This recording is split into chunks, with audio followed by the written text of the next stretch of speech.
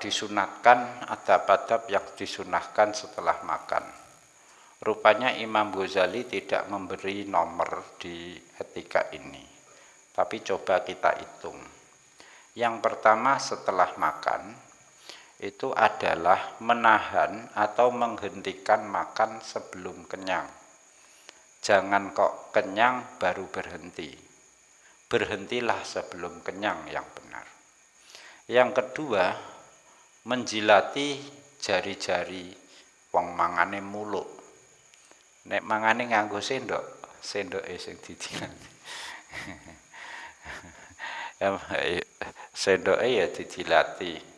Menurut saya iya. Terus setelah dijilat tangannya, terus diusap pakai sapu tangan, pakai serbet, baru kemudian dicuci. Ndak kualik.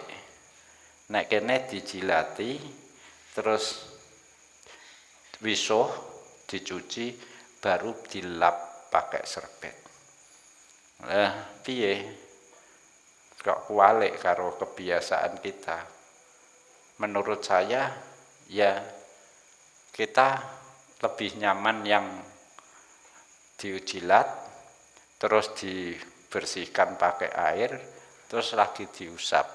Kan kering, bariku wis kering, nyumet udut ngono.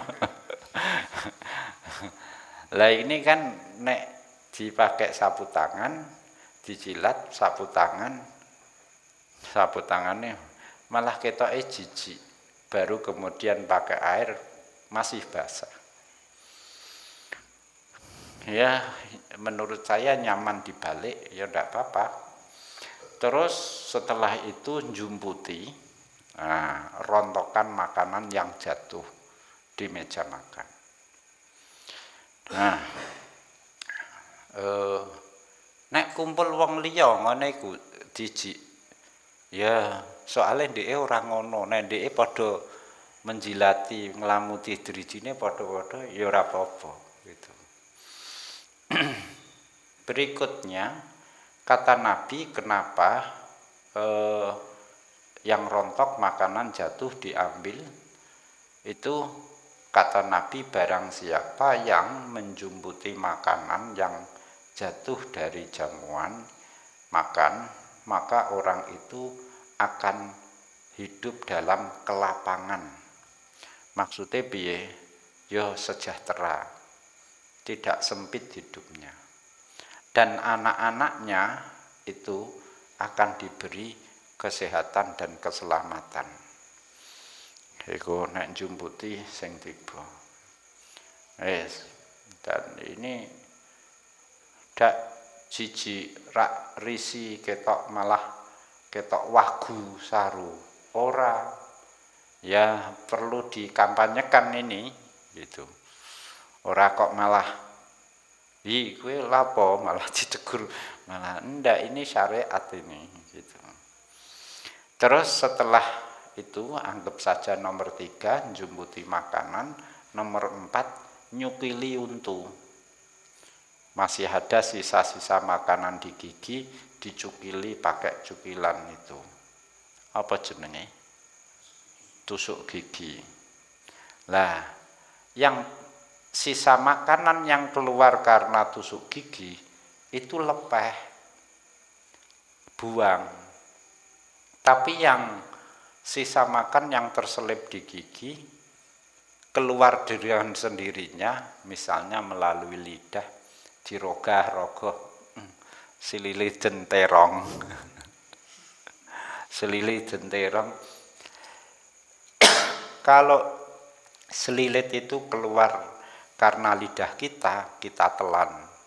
Tapi yang keluar selilit yang dihasilkan dari tusuk gigi dimuntahkan. Ngono carane. Terus yang cukil itu yang keberapa tadi? Keempat. Kelima, berkumur. Setelah giginya dicukili pakai tusuk gigi, berkumur. Ucuk-ucuk-ucuk. Kemu terus diapakno, dilepeh apa dilek iku? Dilepeh. Ora terus dilek. Yang kelima, apa keenam, piring tempat kita makan sudah selesai makan, piringnya disuruh menjilati. Ini malah konyol lagi. Cilite piringnya dijilat, terus dikasih air, airnya diminum. Konon barang siapa yang menjilati piring bekas makan, terus kemudian dikasih air, airnya diminum, maka dapat pahala setara dengan memerdekakan budak. Nah, ini gak tahu aku. Engko nek dhewean jajalan. Dilatih.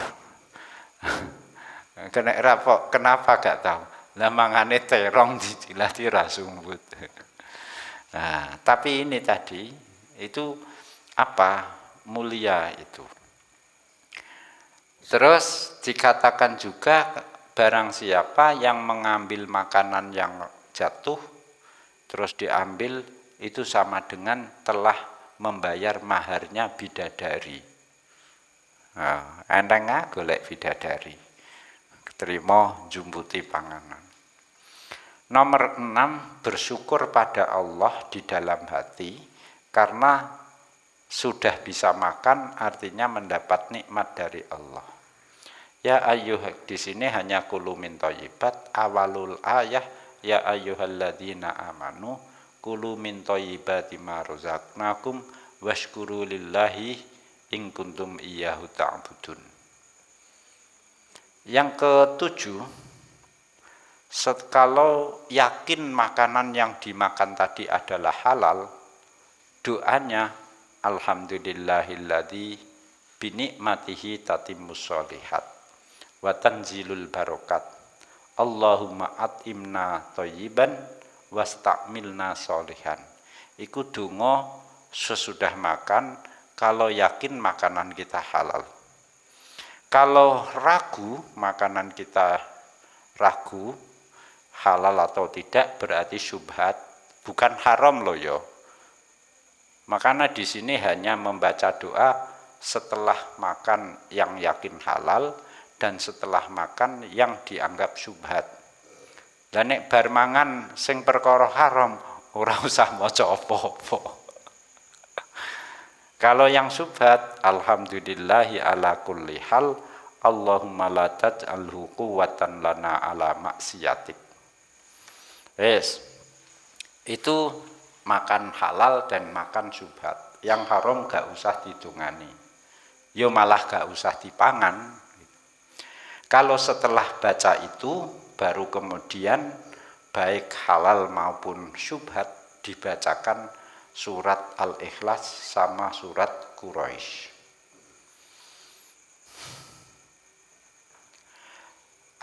Berikutnya yang ke-8 atau ke-9, jangan berdiri meninggalkan meja makan sebelum makanan diangkat. Berarti diringkesi dulu baru meninggalkan meja makan. Yang ke-9, jika yang kita makan adalah makanan orang lain, maksudnya bukan mencuri makan orang lain terus dimakan, bukan, tapi disuguhi orang lain atau dikirimi makanan oleh orang lain, maka berdoa Allahumma aktir khairahu wa barik lahu fima razaqtahu wa yassir lahu ayyaf'ala fihi khairan wa qanni'u bima a'taitahu waj'alna wa iyyahu minasyakirin. Ada 5 doa. Yang ke-10, jika diajak bukber, buka bersama, maka doa yang dibaca aftara indakum as-shaimun wa akala ta'amakumul abror wa shollat alaikumul malaikah. Itu kita ucapkan bukan sebagai doa, deng, tapi sebagai ucapan kepada yang memberi, yang mengundang kita bukber. Jadi lah nek tidak ada undangan bukber, yo kirimi donga iki sik. Nggo ben den ngundang. Yang ke-11, banyak membaca istighfar dan merasa sedih jika makanan yang dimakan ini syubhat. Karena apa? Karena syubhat ini nanti berisiko di akhirat akan dihisab. Bisa juga ternyata yang syubhat itu haram. Kata Nabi, segala daging yang tumbuh di badan karena proses makanan, asupan makannya haram, maka daging itu hanya nerakalah tempatnya. Kan bahaya. Makanya kata Nabi, kalau syubhat setelah makan istighfar dan bersedih, nangis, bermangan nangis. Kata Imam Ghazali, yo jelas beda orang yang makan lalu menangis dengan yang makan terus kemudian biasa-biasa saja, padahal yang dimakan syubhat. Qala wal yakul lan becik